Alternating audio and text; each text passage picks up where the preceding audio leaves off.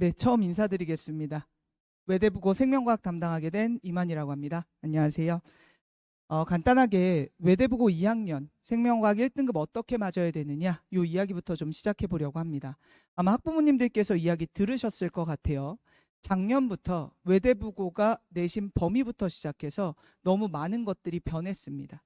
그 이전 연도까지만 해도 집중이수라고 해서 한 학기 동안 시험 범위를 나갔었고요.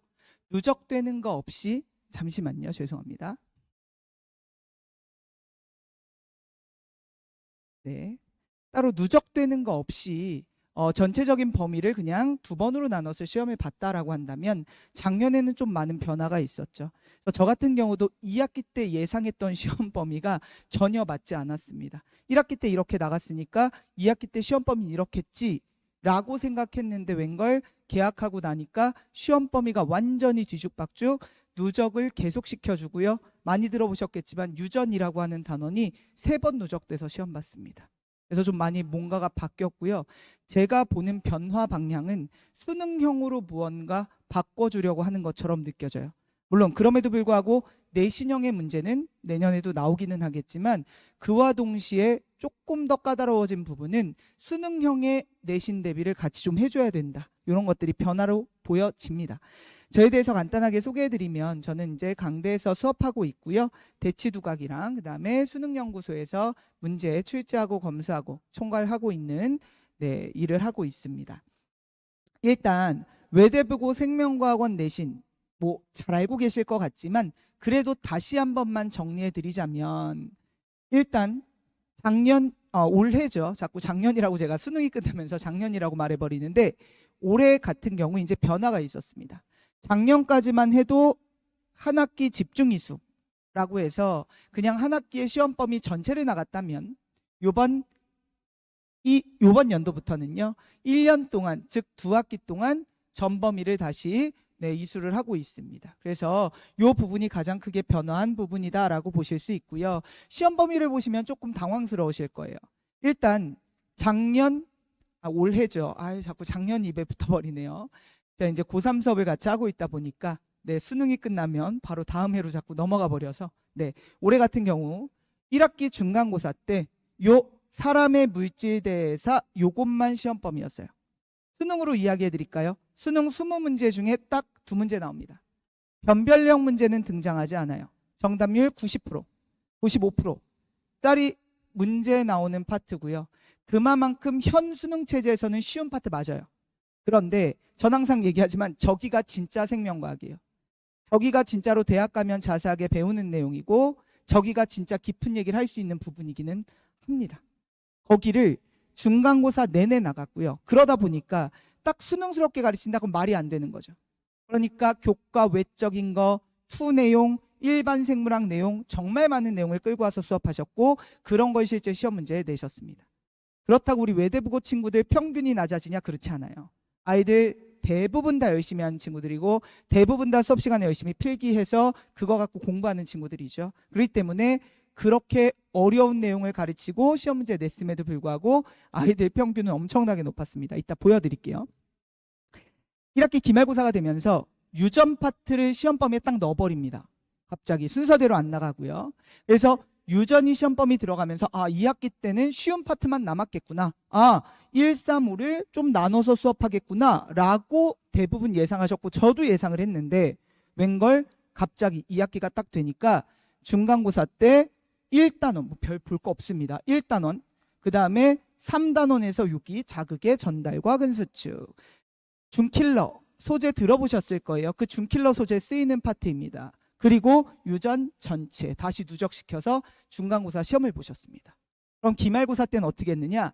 다시 한번 이 중킬러 파트 자극의 전달과 근수축 누적시키면서 3단원 전체요. 그리고 다시 유전 전체요. 그 유전이 3번이나 시험 문제에 나왔어요. 그렇다고 유전 문제가 아주 어려웠느냐? 그거는 아니에요. 다만 외대부고 친구들 기준으로 아주 어렵지 않은 거지 적어도 수특 소위 3점짜리 수준의 문제들은 나왔어요. 그러니까 이거 준비를 잘하고 가지 않으면 당연히 좋은 결과를 받기가 좀 힘듭니다. 사실 내년도 예측하기가 어려워요. 정확하게 어떻게 시험 범위를 하신다 이렇게 말하기가 어렵죠. 보통 대부분의 학교는 그냥 순서대로 나가요.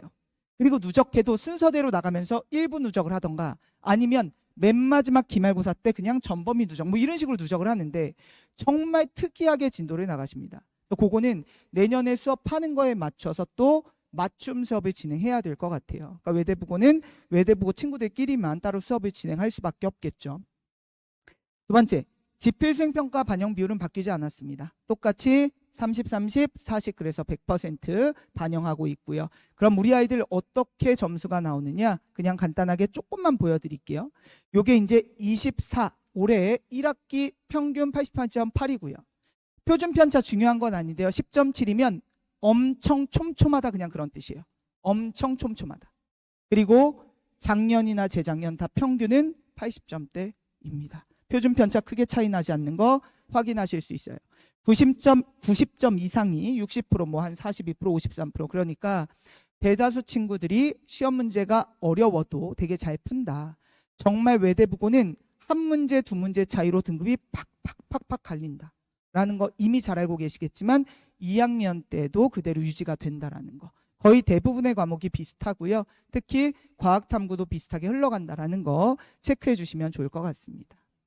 그래서 외대부고 2학년 생명과학원 물론 매년 조금씩 다르긴 하지만 일단 올해까지 누적시켜서 시험 문제가 어떠했느냐 보면 외대부고 학생들 수준에 비해서는 쉽다는 거예요. 근데 이거를 좀 착각하시면 안 돼요. 다른 학교에 가면 충분히 어려울 수 있어요. 근데 이게 외대부고 애들 열심히 하는 애들 기준으로 봤을 땐 그렇게까지 어렵지는 않았다라는 거고요. 올해 1학기 같은 경우는 변별력 문제가 의외로 개념형이었어요. 추론보다는 개념. 왜냐하면 내용 자체가 교과 외적인 것들 많이 가르치셨고요. 정말 예상치 못했던 것들도 수업 시간에 잠깐 지나가는 말씀을 하신 것까지 막 내버렸거든요. 들으셨을 거예요 아마. 또 선배들이 막 후배들한테 얘기했을 겁니다. 특이한 문제들 많이 나왔다라는 거. 그래서 그런 부분들을 잘 체크를 해야 돼요. 물론 이게 걱정되진 않아요. 아이들이 워낙 열심히 필기를 해오고 그 필기한 걸 바탕으로 준비를 시켜줄 수 있으니까요. 세 번째, 어쨌든 중요한 건 EBS 개념 완성 그리고 수능 특강, 수능 완성, 고3 수능 평가원 기출 요것들이 일단 학교에서 선생님들이 문제 내실 때 베이스로 쓰고 있는 문제집들입니다. 그래서 요걸 베이스로 공부를 해줘야 된다라는 걸 같이 이야기해드리고 싶습니다. 넘어가겠습니다. 보시면 그래서 이제 너는 어떻게 할 건데 이게 궁금하실 것 같아요. 제 수업이 어떻게 진행되느냐 요걸 궁금해하실 것 같아서 간단히 요거 보여드리겠습니다. 첫 번째, 제 수업의 특징은 뭐 제가 말하기보단 학생들이 저한테 해준 얘기인데 선생님 수업은 스토리텔링이 있어요. 뭐 이런 이야기를 해줍니다. 제가 추구하는 바가 뭐냐면 수업을 할 때 한 장의 사진처럼 아이들 머릿속에 각인시켜주는 거 이걸 추구합니다. 단순히 생명과학을 외우자 그러면 외울 게 너무 많아요. 내용이 너무 방대해요. 그러면 흐름을 가지고 연결시켜서 이걸 스토리를 만들어주면 아이들이 훨씬 더 오래 기억하고 또 자체적으로 지겹거나 뭐 그래도 지겹긴 하겠지만 덜 지루하게 느낄 수 있거든요. 그래서 개념 파트는 저는 이렇게 수업을 진행하고 있고 두 번째 초론문항의 논리구조 이해하고 파악하는 수업 제가 이렇게 이제 이름을 붙여봤습니다. 이게 이제 무슨 뜻이냐면 스킬이라는 말 많이 들어보셨을 거예요. 맞아요. 생명과학원 스킬 쓰지 않으면 수능 문제 못 풉니다. 시간 안에 절대로 풀 수 없게 올해 수능도 마찬가지고요. 스킬 써야지만 풀 수 있게 내줘요. 그럼 도대체 스킬 거리는데 스킬이 뭐냐? 궁금하실 것 같아요. 간단히 설명해드리면 스킬은 이런 거예요. 원래라면 문항 구조가 딱 있으면 논리적으로 1 다음에 2, 2 다음에 3, 3 다음에 4, 4 다음에 5 원래 이렇게 논리 구조로 가야 돼요. 이게 시간이 워낙 없다 보니까 이제는 1 그럼 바로 5 이렇게 튀어나와야 되거든요. 스킬은 이런 거예요. 1 다음에 무조건 5야. 2 다음에 무조건 10이야. 이렇게 정리해 놓은 게 스킬이에요. 근데 생각해 보시면 아니 1, 2, 3, 4, 5를 모르는 애한테 1 다음에 5를 가르쳐 놓으면 문제가 똑같이 나오지 않는 한 절대 못 풀겠죠. 수능이 끝나고 나면 많은 수능 강사들이 저도 수능 수업을 하지만 수능 강사들이 이런 얘기해요. 봐봐 내 말 다 맞지? 내가 말한 대로 하면 다 풀리지? 이런 얘기 많이 하세요. 맞죠? 근데 그거 결과론적인 거잖아요.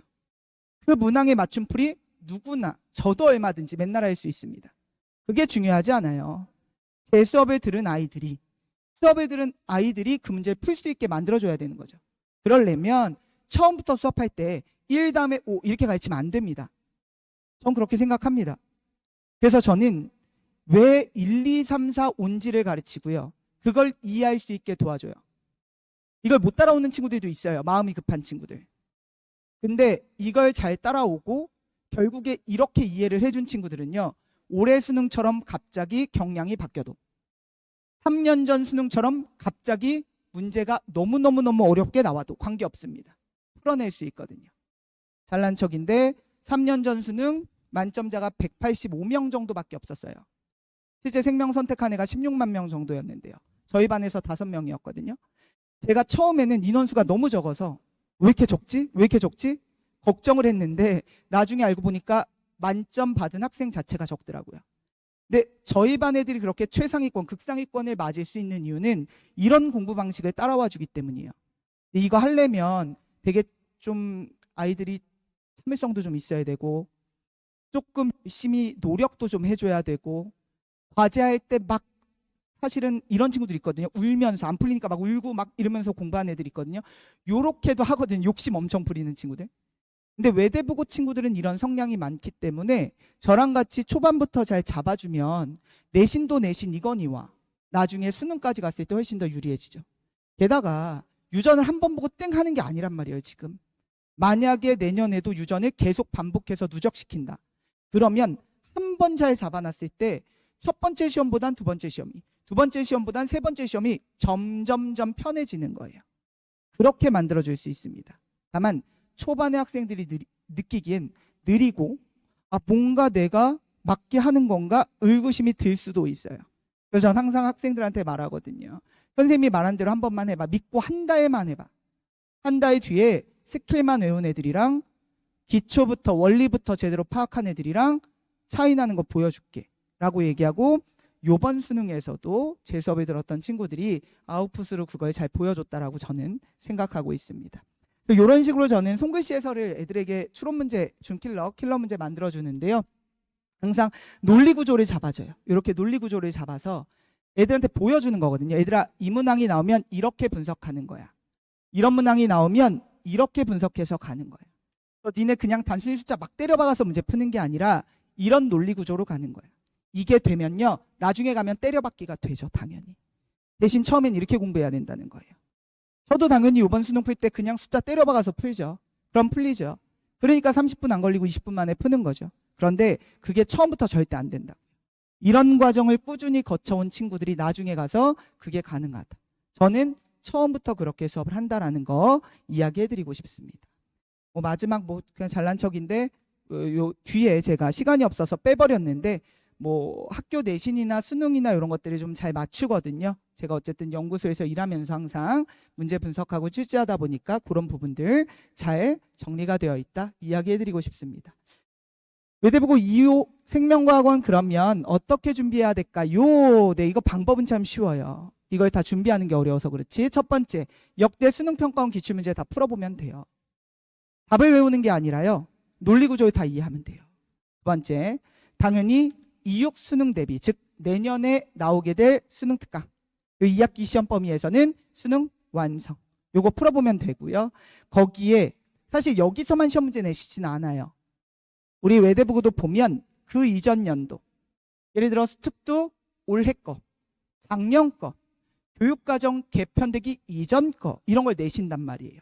그래서 그것들을 잘 정리를 해놓은 제 컨텐츠들이 있습니다. 제 역대 수특수한 문항들 다 모아놓고 난이도별로, 단원별로, 개념별로 막 쭉 정리해놓은 게 있어요. 조금 더 효율적으로 아이들이 공부할 수 있게 도와줄 수 있다 이야기해드리고요. 그래서 우리 외대부고 친구들은 이렇게 제가 일부러 이번 겨울방학 커리를 잡았어요. 잘 보시면 1강부터 시작 안 해요. 왜냐? 1강, 2강, 3강까지가 대단원 1, 2단원이에요. 수능 기준 딱 4문제 나오는 파트요. 선생님 거기도 변별 문제 나온다면서요? 네, 나와요. 근데 그건 내신 기간에 듣고 준비해도 충분합니다. 그냥 외우면 되거든요. 필요한 부분들, 학교에서 수업한 부분들, 그 당해년도에 중요하게 다뤄주신 부분들 외우시면 됩니다. 외우면 됩니다. 그래서 저는 일단 준킬러 소재인 6기 신경속도 계산, 근수축부터 진도 나갑니다. 그래서 2주 동안 신경속도근수축 바로 진도 나갈 거고요. 그리고 신경계 호르몬 방어작용이라 그래서 3단원 개념 파트. 여기는 좀 어려워요. 개념치고. 그래서 여기를 좀 진도 나갈 겁니다. 그 다음 잘 보시면 뒤로 다 유전입니다. 그러면 대단원, 1단원, 2단원이랑 5단원 어떻게 해줄 건데? 영상 줄 겁니다. 영상 주고 물론 우리 외대부고 친구들 학원도 많고 바쁘겠지만 제가 영상 주는 타이밍이 되게 교묘하거든요. 예를 들면 설날 주간이 있습니다. 그럴 때 줍니다. 그리고 그 다음 시간에 너네 보고 왔어 안 보고 왔어? 테스트 보면 됩니다. 테스트 통해서 아이들 제대로 영상 봤는지 확인할 것이고요. 당연히 이 부분은 학부모님들께도 공유되니까 보시고 확인해 주시면 좋을 것 같습니다. 제 컨텐츠 간단하게 소개해 드릴게요. 뭐 겉표제 어차피 제가 올해 또 바꿀 건데 저는 텍스트북 워크북 이렇게 2개로 나눠 놨고요. 우리 심화반 외대부고 친구들이 듣게 되는 심화반 수업 같은 경우는 이렇게 첫 번째 요 개념 파트인데요. 이 체온 조절이라고 하는 내용이에요. 교과서 문제집엔 이렇게 정리된 거 제가 여태까지 본 적은 없어요. 제가 만들어낸 거니까요. 그래서 체온 조절이라고 하는 게 원리만 갖고 문제 풀면 된다. 말은 쉽죠. 근데 3년 전 수능 나왔을 때 정말 많이 틀렸습니다. 제가 기억하기로 정답률이 50% 후반인가 60% 초반이니까 개념 문제에서 그렇게 나오면 진짜 정답률 낮은 거거든요. 그 이유가 뭐냐? 이런 정리가 안 되어 있었기 때문이에요. 되게 까다로워요. 근데 사실은요. 들어보시면 피부에다가 자극을 줬느냐 아니면 체온 조절 중추인 간내 시상압에 자극을 줬느냐 해석이 정반대로 돼요. 그리고 시상압의 설정 온도를 바꿔줬느냐 또 해석이 달라져요. 근데 원리는 하나거든요. 그래서 저는 그 원리를 가르치고 그것들을 이렇게 나눠서 시험 문제 나올 수 있게 정리해 준다는 거죠. 자신 있게 말씀드릴 수 있는 건 앞으로 남은 수능도 그냥 이것만 알면 체온 조절은 틀릴 거 없습니다. 누구나 다 맞출 수 있습니다. 이렇게만 정리하면. 그래서 제 교재에는 이런 식의 개념 파트 정리들이 좀 들어있고요. 두 번째, 당연히 스킬을 저도 가르치죠. 원리만 가르치진 않습니다. 다만 순서가 있다는 뜻이에요. 원리를 배우고 나면 스킬을 배워야 하고요. 그 스킬을 적용하는 거 당연히 해봐야 되겠죠. 그리고 그걸 통해서 조금 더 어려운 문제 도전하는 것도 당연히 해봐야 된다고 저는 생각해요. 그래서 이런 문제들은 보통 제가 만들어낸 문제들 아니면 저희 수능연구소에서 만들어진 문제들 이미 수능 수준에 넘어가는 문제들이고요. 많이 실려 있진 않아요. 그냥 조금씩 일부 단원마다 한두 문제씩 실어서 아이들이 조금 더 도전하고 또 외대부고 친구들이 좋아하거든요. 그런 거. 좀 더 센 문제 도전하고 풀어보고 이런 것들 즐기는 친구들이 있어서 아이들 조금 더 공부하라고 이렇게 도전 문제도 같이 실려 있습니다. 워크북에는 기출문제와 기출을 일부 변형한 문제들이 실려 있어서 사실은 내신이든 수능이든 추론 문제의 가장 기본은 기출문제거든요. 그래서 기출을 먼저 풀면서 아이들이 제대로 된 논리를 공부할 수 있게 도와주고 있습니다. 마지막으로 주간지로 나가는 문제들은 이제 시중에서는 구할 수 없는 문제들이고 제가 만들었거나 저희 연구소 또는 수능연구소에서 만들어진 이제 문제들입니다. 그래서 조금 센 문제들이고요. 주로 준킬러 킬러 단원일 텐데 학생들이 워낙 어려워하다 보니까 제가 이제 손글씨 해설이라든가 특정 단원은 풀이 영상도 또 같이 좀 올려줍니다. 그래서 저는 수업 외적으로 아이들에게 좀 제공해 주는 게 있을 거예요. 근데 이거를 해줘봐야 집에서 안 하면은 소용이 없는데 정말 다행인 건 외대부고 친구들은 하더라고요. 그래서 그 부분은 제가 조금 기분 좋게 보고 왔어? 보고 왔구나. 질문하는 거 들어보면 듣고 왔구나. 이런 것들이 있더라고요. 그래서 수업 시간 3시간 워낙 짧은데 그거 외적으로도 제가 따로 더 챙겨주는 부분이 있다는 거 같이 이야기해 드리겠습니다. 학생관리 시스템은 뭐 다 똑같아서요. 이거 누구나 다 해주시는 거고 저도 다 그 부분은 똑같이 해드리고 있어서 뭐 동영상 촬영 당연히 하고 있고 매주 우리 아이들 시험 본 거 결과 과제 해왔는지 문자 발송해드리고 있고요. 복습 테스트는 그 지난주에 시험 봤던 거 개념 파트면 개념, 추론 파트면 추론 문제 내서 아이들 잘 따라오고 있는지 확인합니다. 그리고 클리닉을 진행할 때는 요 풀어온 문제들과 그 다음 과제를 바탕으로 클리닉 진행하고 있고 저 혼자 하기에는 사실 클리닉이 뭐 인원수에 따라 좀 달라지겠지만 보통은 좀 힘들어서 저희 조교들이 같이 진행을 하고 있습니다. 저희 조교들은 미리 말씀드리자면 제 수업을 보통은 뭐 2, 3년 이상 들었던 친구들이고 지금 구성되어 있는 조교들은 전부 다 그렇고요. 지금 조교들은 다 의대 아니면 뭐 약대 이렇게 입시도 결과가 좀 잘 나온 친구들이 지금 좀 남아 있어요. 그래서 그 조교들이 같이 진행하다 보니까 제가 쓰는 방식을 똑같이 씁니다. 제 스킬을 똑같이 쓰고요. 제가 쓰는 용어를 똑같이 써요. 아이들이 괴리감 없이 아마 조교들한테 들어도 똑같이 들을 수 있을 것 같아요.